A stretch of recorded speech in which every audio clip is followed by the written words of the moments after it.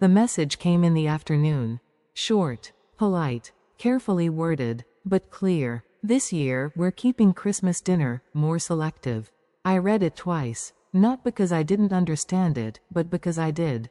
Completely. I looked at the screen for a moment longer, letting the silence settle around me. There were no harsh words, no direct rejection, no obvious insult, but somehow, it felt sharper than anything openly said. Selective. That one word carried everything. I didn't respond right away. Instead, I set my phone down and leaned back, staring at the ceiling like the answer might be written somewhere above me. It wasn't unexpected. Not really. It had been building for a long time. Every small comment, every subtle glance, every conversation that sounded polite on the surface but carried something else underneath. Measured judgment, careful distance, unspoken disapproval. You'll understand, the message had added. And I did. I understood exactly what it meant. I just didn't expect it to be said like this. Not this openly, not this final. Across the room, my partner looked up from their laptop. Everything okay? I hesitated, just for a second. Then I picked up my phone again and handed it over. They read it quietly. Their expression didn't change much, but I could see it. The slight shift in their posture. The pause that lasted just a moment too long. They don't mean it like that, they said carefully. I didn't respond, because we both knew they did. It's just, you know how they are, they added. Yes, I did. That was the problem. For them, everything was about presentation. About image. About being seen a certain way by the right people. Every detail mattered. Every person reflected something. And I didn't fit into that version of things. Not in the way they wanted. Not in the way they could show off. I don't think I should go, I said finally. It wasn't emotional. It wasn't dramatic. Just a simple conclusion. My partner closed their laptop slowly. It's just dinner. No, I replied. It's not. Because if it were just dinner, this wouldn't have happened. A quiet silence filled the room. Not uncomfortable. Just honest. I can talk to them, they offered. I shook my head slightly. No. Another pause. They've already made their decision. And I wasn't going to ask for a place at a table where I clearly wasn't wanted. That wasn't dignity. That was permission. And I didn't need it. Days passed. The message wasn't mentioned again. Not by me. Not by them. Because once something like that is said, it doesn't need to be repeated. It stays. Quietly. Under everything. On the night of the dinner, the house felt different. Not empty. Just still. I didn't dress up. Didn't prepare anything. Didn't check my phone. Because I already knew what I would see. Photos. Smiles. Perfect moments. Carefully framed to show exactly what they wanted the world to believe. I could almost picture it without looking. The table set perfectly. The conversations controlled. The laughter timed just right. And somewhere in all of that, my absence, not noticed, not questioned, just accepted. I stepped outside for some air. The night was cold, quiet, peaceful in a way that didn't ask anything from me. And for the first time since that message, I didn't feel excluded. I felt free. Free from expectations I never agreed to. Free from a standard I never needed to meet. Free from a place that never really made room for me to begin with. I stood there for a while, letting the silence settle into something steady. Something clear. And that's when my phone rang. Unknown number. I almost ignored it, but something about the timing made me pause. I answered. Hello? Good evening, a calm voice said. I hope I'm not calling at a bad time. No, I replied slowly. It's fine. There was a brief pause. Then, I'm calling regarding a matter that requires your direct attention. The tone was professional, precise, not urgent, but important. I straightened slightly. What kind of matter? Something that has been in progress for quite some time, they said. And something only you can finalize. That caught my attention, because I knew exactly what they were referring to. I just hadn't expected the call tonight. Is everything ready? I asked. Yes, they replied. All that's left is your confirmation. I looked out into the distance, the quiet of the night stretching around me. Inside, somewhere else, a dinner was happening. A table I wasn't invited to. A room I wasn't considered worthy of. And yet, here I was, being asked to make a decision that would affect far more than a dinner ever could. "When do you need the confirmation?"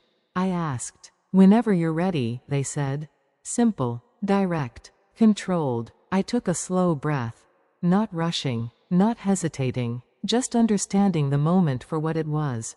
"I'll review everything tonight," I said. "You'll have your answer in the morning." "Understood," they replied. "We'll be prepared." The call ended, and just like that, the night shifted, not loudly, not dramatically, but completely. I lowered my phone slowly, a quiet clarity settling in. They had excluded me from their world, from their table, from their idea of what mattered. And they had done it without a second thought. But what they didn't know, what they couldn't see, was that the world they valued so much was already connected to something far bigger, something they didn't control, something they had never even considered. And by morning, that would become very clear. Morning came quietly, no rush, no pressure, just clarity. I sat at the table with my laptop open, the documents already waiting. Everything had been prepared in advance, structured, verified, finalized. All that remained was me. I read through the details one last time, not because I needed to, but because I understood exactly what this moment represented. Not revenge, not emotion, just consequence. The same calm voice from the night before returned on the line. "We're ready when you are." I glanced at the final page. A single confirmation, a single decision. "Proceed," I said. No hesitation, no second thoughts. "Understood," they replied. "It will be executed immediately." The call ended, and just like that, everything shifted, not with noise, not with announcements, but with precision, because real power doesn't need attention. It just moves. I closed my laptop slowly, letting the silence settle. Somewhere else, they were probably waking up to the same morning. The same routines, the same confidence, the same belief that everything was exactly where it should be. They didn't know, not yet. I stepped outside, the air still cold but sharper now, clearer. And for the first time in a long time, everything felt aligned. Hours passed. I didn't check my phone. Didn't wait, because I already knew how this would unfold.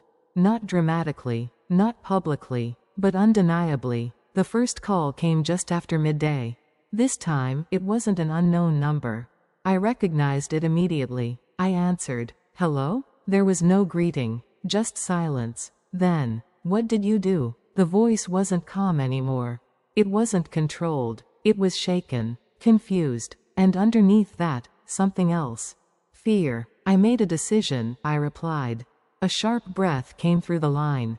"You don't understand what's happening," they said quickly. "Everything is being reviewed." Frozen. "There are people asking questions." "I understand exactly what's happening," I interrupted. That stopped them, because my tone hadn't changed. Still calm, still steady. "How are you involved in this?" they asked. I didn't answer immediately, not because I was unsure, but because for the first time, they were the ones waiting.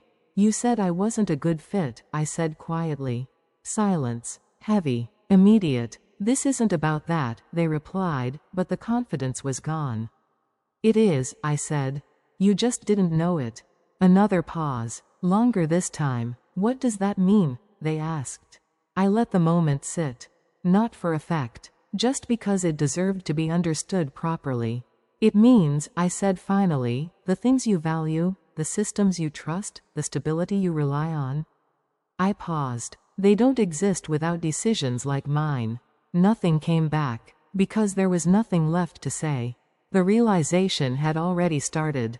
Not complete, but enough. "You should have told us," they said after a moment. I almost smiled, not out of satisfaction, just understanding. "Would it have changed anything?"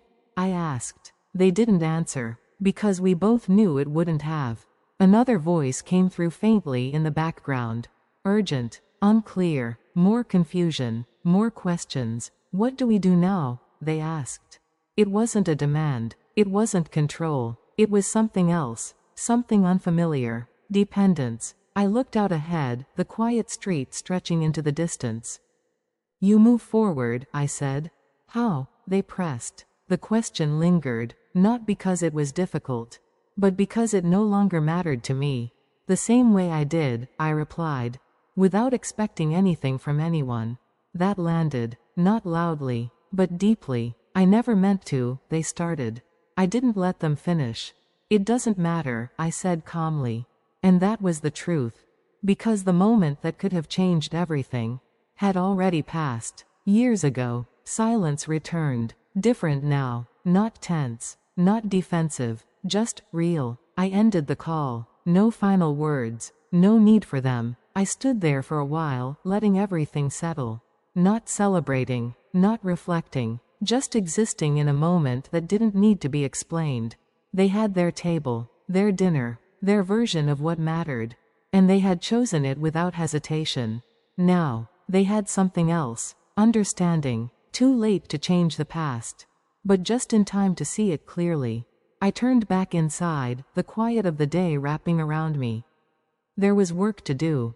Decisions to continue. A future that didn't depend on anyone else's approval. And as I moved forward, one thing stayed with me. Not what they lost. Not what I gained. Just a simple truth. Respect isn't something you ask for. It's something that becomes unavoidable when you no longer need it.